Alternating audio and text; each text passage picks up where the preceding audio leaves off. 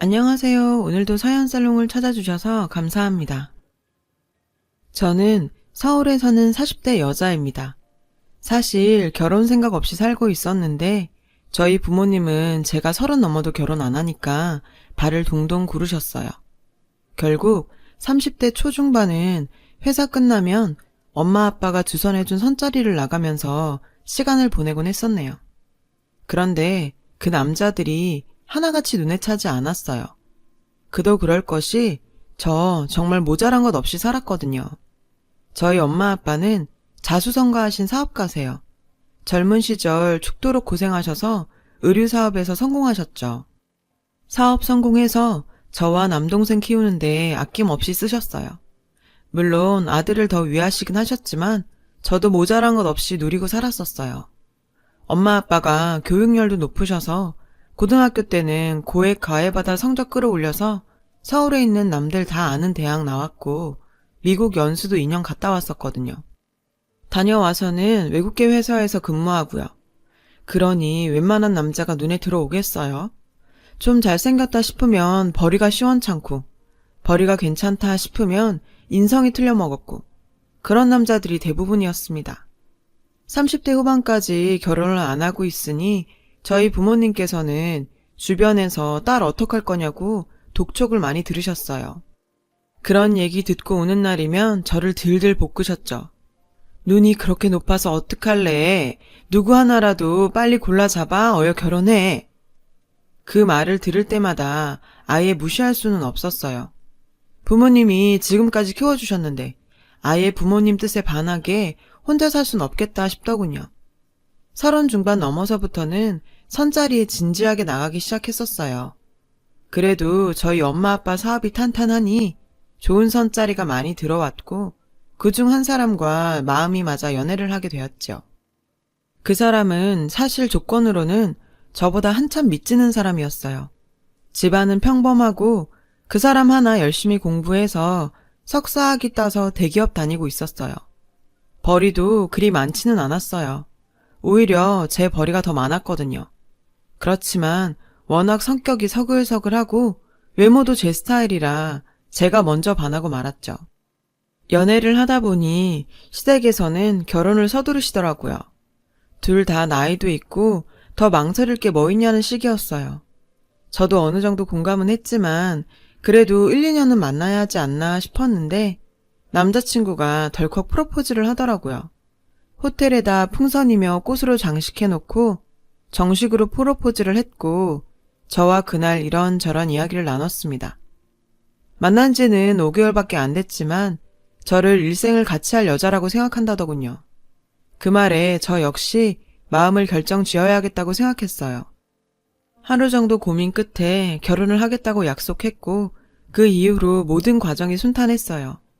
양가 상견례 때 만난 시어머니는 너무도 좋으신 분 같았어요.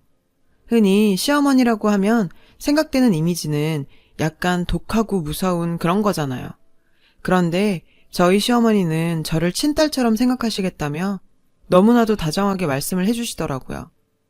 저희 부모님께서도 제가 정말 좋은 시댁을 만난 것 같다며 흡족해 하셨어요.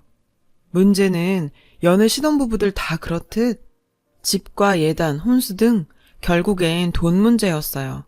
이 부분을 시댁과 잘 상의하면 될 일이라고 안일하게 생각했었어요. 어느 날 남친이 어머님한테 받았다며 종이 한 장을 건네더군요. 뭔가 싶어 봤더니 예단과 혼수 내역이 쭉 적힌 종이었어요. 품목뿐 아니라 명품 브랜드 리스트까지 아예 정해주셨더군요. 저는 깜짝 놀랐죠.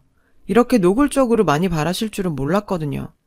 남친은 엄마하고 상의해봐 하며 모든 걸 어머니께 일임했어요. 그때는 제가 알아서 처리해야 할 일이라고 생각해서 어머님을 만나 뵙고 말씀을 드렸어요.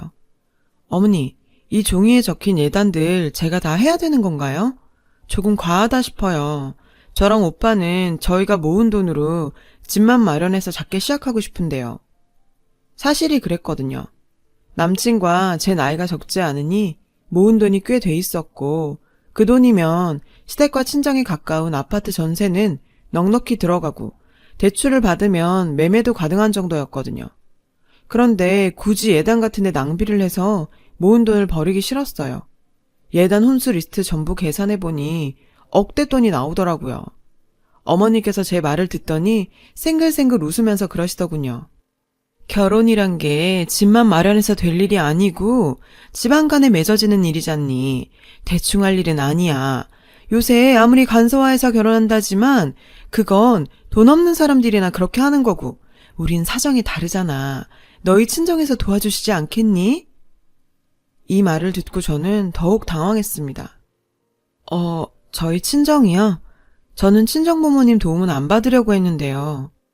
어머 얘, 부모님께서 그런 뜻인 거니? 아니면 내 뜻이 그런 거니? 부모님 생각은 다르실 거다. 하나밖에 없는 딸 시집 보내는데 모자란 것 없으신데 왜 그냥 맨몸으로 시집 보내려고 하시겠어? 부모님과 상의해서 예단 잘 마련해봐.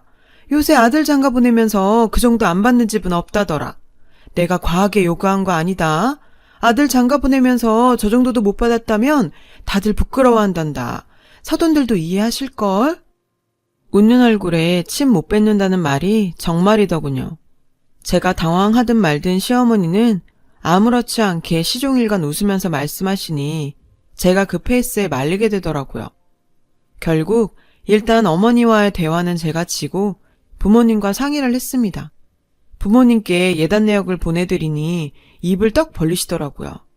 그도 그럴 것이 누가 봐도 과한 요구들이 많았거든요. 시어머니 밍크의 명품 가방에다 화장품 같은 소소한 물건들. 혼수는 무조건 최상급 라인으로 바라셨어요.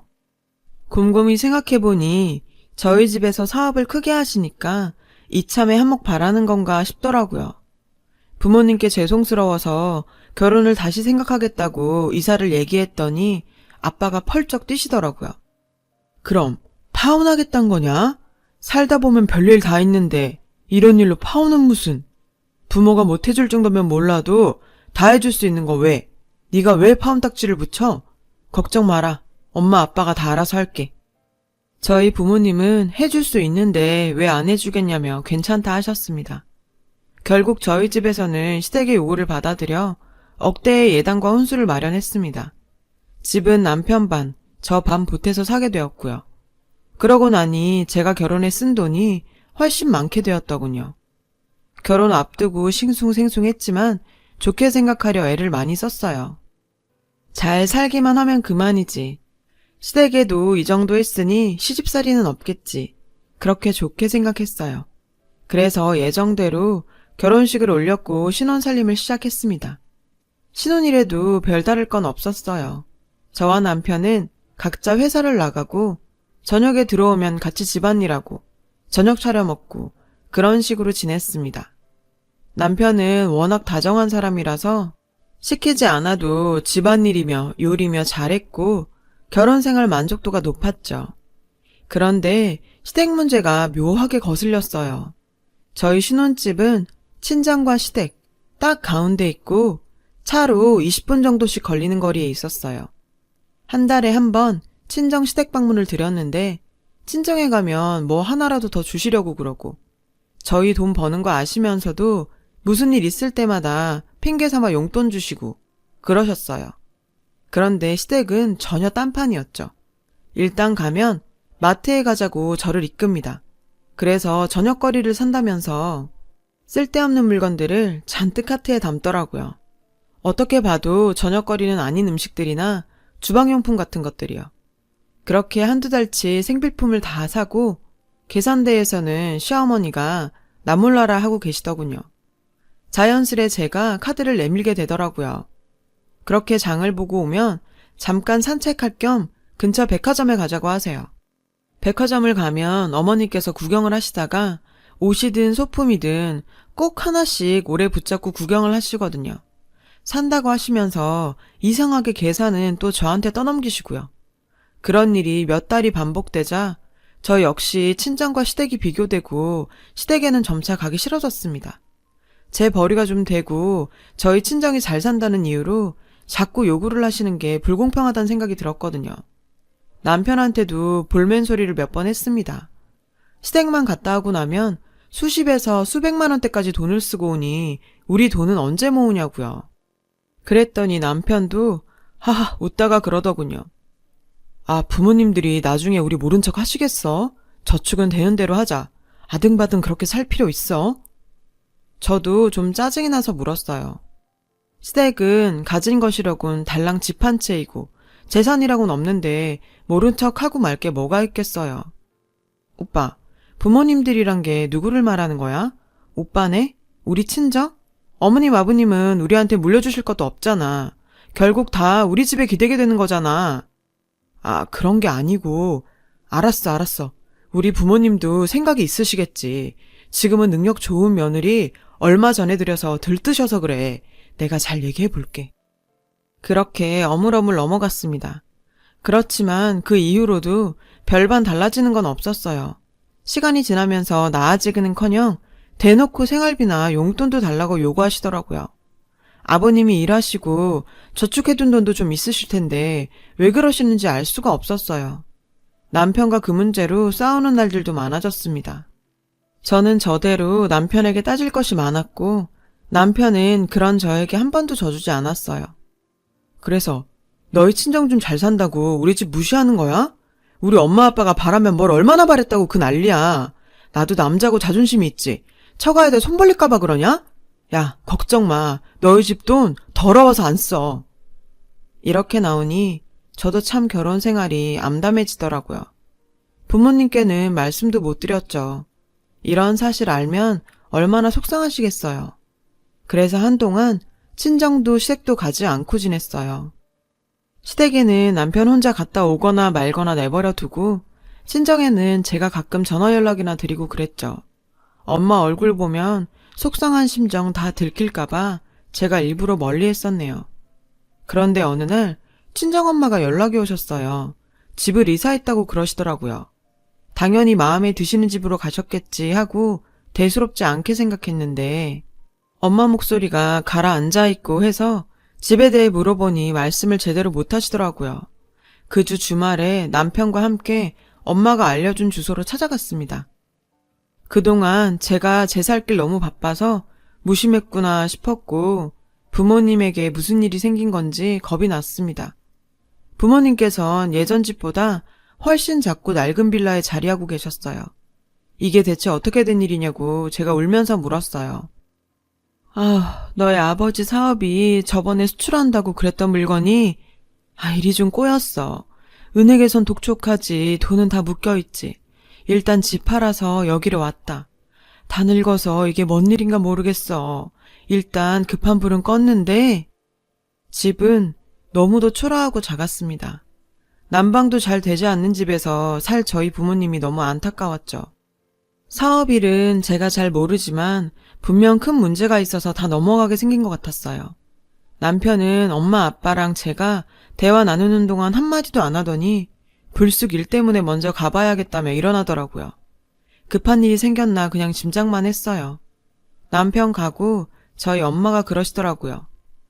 저 사람도 얼마나 놀랬겠냐. 가서 잘 얘기해라. 엄마 아빠가 사업은 어떻게든 잘 해볼 테니까. 너무 걱정하지 말라고. 그렇게 마무리 짓고 집으로 돌아왔어요. 집에 오니 거실 불도 켜져 있고 남편 신발이 그대로 있더라고요. 안방에선 뭔가 전화하는 듯한 소리가 두런두런 들렸어요. 저도 모르게 발소리를 낮추고 문 옆으로 가서 통화 내용을 엿들었어요. 아, 엄마, 완전 망했어. 망했다니까. 산동네에 집 같지도 않은 빌라에서 있는데 진짜 어이없어서 지네 집 잘 산다고 그렇게 유세 떨더니 다 망했나 봐. 심장이 두근거렸죠. 저희 집 얘기를 하는 게 분명했습니다. 그 말투는 분명 걱정은 아니었어요. 아, 근데 엄마, 이제 어떡하지? 좀 잘 구슬려서 사업이랑 재산 다 내 쪽으로 물려주게 하려고 했는데 이제 완전히 망해서 다 틀렸어. 짜증나 죽겠네 진짜. 친정 잘 산 데서 꼬셔서 결혼했구만. 결혼한 지 얼마 되지도 않아서 다 망해갖고 이게 뭐야 진짜. 심장이 터질 듯 했습니다. 더 듣고 있을 수가 없어서 문을 박차고 들어갔더니 남편이 얼른 전화를 끊더군요. 그러면서 저를 힐끗 보더니 왜, 다 들었어? 이러더라고요. 제가 마구 악을 쓰면서 소리를 질렀어요. 야, 네가 인간이냐? 다 들었냐고? 그래 다 들었다. 너 같은 거랑 같이 못 살아. 나랑 결혼한 이유가 그거였어? 돈? 남편은 어이없다는 듯이 헛웃음을 지으면서 저한테 그러더군요. 야, 넌 조건 안 받냐? 나한테만 그러지 마. 서로 조건 따져서 선봐서 결혼한 거잖아. 가뜩이나 짜증나는데 왜 이래? 남편의 그런 반응에 견딜 수 없었던 저는 결국 그 길로 신혼집을 박차고 나왔습니다. 갈 곳은 친정밖에 없었죠. 친정에 가서 그동안의 일들, 남편이 했던 말들 모두 털어놓고 이혼하겠다고 말씀드렸어요. 요새 이혼은 흠도 아니고 저렇게 삐뚤어진 사람과 평생 살 순 없다고 단호하게 말씀드리니 이해하시더군요. 한숨 푹 쉬시면서 미안하다. 부모가 못나서 너까지 고생시키는구나.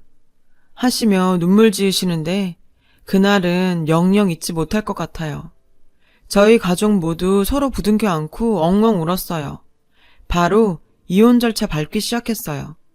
남편은 제가 이혼 얘기하니까 할 테면 하라 그러더군요. 자기도 미련 없다고요. 저희 집이 망했으니 미련이 없는 거였겠죠. 이혼이 생각보다 절차가 복잡해서 일단 별거 하는 걸로 정리해두고 저는 집을 옮겼습니다. 부모님 옆에서 사업을 도와야 했거든요. 사업을 크게 하셨지만 아무래도 젊은 사람들 없이 두 분이서 주먹구구식으로 하신 부분들이 보이더라고요.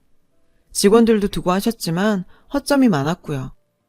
자료를 정리해보니 수출권은 손해를 보더라도 일단 접어두고 수출 때문에 등한시되었던 국내 판매에 힘을 써야 다시 일어날 수 있겠더라고요. 저랑 동생이 달라붙어서 홈페이지도 만들고 각 지역마다 다니면서 직접 티셔츠 등 단체로 입는 옷들도 홍보하고 인터넷 판매도 시작했습니다. 부모님은 그동안 알던 곳에만 고정적으로 납품을 하고 계셨거든요. 알고 보니 저희 물건이 좋다는 걸 알고 있음에도 접근성이 떨어져서 주문을 못했던 분들도 많더라고요. 그런 분들에게 더 다가갈 수 있게 인터넷 판매를 활성화시켰지요. 1년쯤 정신없이 지냈던 것 같아요. 남동생도 저도 원래 하던 일 다 접어두고 부모님 사업 다시 일으키는데 온 힘을 다했죠. 처음에는 길이 보이지 않는 느낌이었는데 어느 순간부터 일이 풀리더군요. 수출권의 손해를 국내 판매로 다 메꿀 수 있게 되었습니다. 저희 이야기는 업계에서도 유명하게 퍼졌어요. 다들 저희 망하는 줄 알았다며 대단하다고 웃더라고요. 일단 그렇게 사업이 좀 나아지자 낡은 집에서 다른 집으로 이사도 가능해졌어요. 집을 판 건 일단 급한 불을 끄려고 그랬던 거니까요. 예전보단 작지만 그래도 엄마 아빠 지내시기 편한 아파트 전세로 옮겼습니다. 그러는 동안 남편은 단 한 번도 연락이 없었어요. 그래도 같이 살던 사람인데 어쩜 그럴 수 있나 싶긴 했어요. 생각해보니 저는 그 사람에게 돈으로밖에 의미가 없었던 것 같더라고요. 이제 별거에서 이혼으로 정말 정리를 해야겠다는 생각이 들었습니다. 사업은 다시 일으켰지만 그래서 그 사람과는 더더욱 살기 싫어졌어요. 저희 집 어려울 때 같이 힘들어하고 슬퍼했다면 저희는 더욱 단단해졌겠지만 그 사람은 아니었잖아요. 전화해서 이제 이혼 절차 밟자니까 흔쾌히 응하더군요. 사업이 잘 된다거나 그런 얘기는 전혀 하지 않았습니다. 그러면 그 사람이 어떻게 돌변할지 알 수 없었으니까요. 서류들 다 제출하고 재산 나누고 그렇게 정리를 했습니다. 이혼 처리된 것을 보니 마치 꿈을 꾼 것 같더라고요. 남편이 제게 그런 흑심만 가지고 접근했을 줄은 정말 몰랐었거든요. 시댁 일로 서운했을 때도 그냥 남자들은 무심한가 보다 그렇게만 생각했죠. 한동안 싱숭생숭 지내고 있었는데 어느 잡지사에서 연락이 왔습니다. 최근에 인터넷 판매로 화제여서 인터뷰를 하고 싶다는 것이었죠. 사업 홍보에도 확실히 도움이 될 것 같아 흔쾌히 응했어요. 여성 잡지에 꽤 큰 기사로 날 것 같다고 하더라고요. 기자와 인터뷰를 하고 기사가 났다는 연락만 받고 너무 바빠서 그 기사를 제대로 보지도 못하고 지나갔었어요. 그런데 기사가 나고 얼마 후 남편이 전화가 왔습니다. 뭐 처리가 안 된 것이 있으니 지금 시댁으로 와달라고 그러더라고요. 뭐가 처리가 안 된 건데 이혼 다 끝났잖아. 전화로 얘기해. 아, 그럴 수가 없어. 이건 만나서 얘기해야 돼. 우리 집으로 와줘. 어? 꽤 간절하게 부탁을 하더라고요. 진짜 뭔가 이혼에 문제가 있었던 것이면 깔끔하게 처리하고 싶어서 일단 시댁으로 갔습니다. 남편도 집을 빼고 시댁으로 들어갔거든요. 시댁 식구들 보는 거 싫었지만 한사코 그쪽으로 와달라 해서 일단은 갔어요. 들어갔는데 시어머니가 활짝 웃으며 저를 반겨주시더라고요. 이혼한 며느리가 뭐 예쁘다고 반기는지 의아했는데 바로 그 이유를 알았습니다. 탁자 위에 제 기사가 나온 잡지가 떡하니 있더라고요.